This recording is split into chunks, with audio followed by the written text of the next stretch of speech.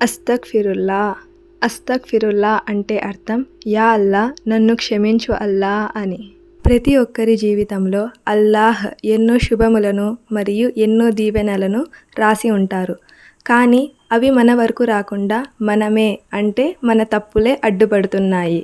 Suppose ఒక వ్యక్తి ఎలాంటి తప్పులు చెయ్యని వ్యక్తి అల్లాహ్ యొక్క దీవెనలను మరియు శుభములను త్వరగా పొందగలుగుతాడు. కానీ తప్పులు ఎక్కువ చేసే వ్యక్తి తనకు మరియు అల్లాహ్కు మధ్య ఆ తప్పులు అడ్డుపడిపోతాయి. అప్పుడు ఆ వ్యక్తి అల్లాహ్ యొక్క శుభములను మరియు దీవెనలను పొందలేడు.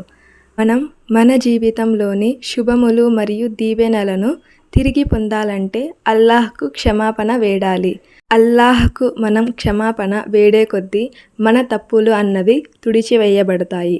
కాబట్టి మనం అల్లాహ్ యొక్క దీవెనలు మరియు శుభములను త్వరగా పొందగలుగుతాము.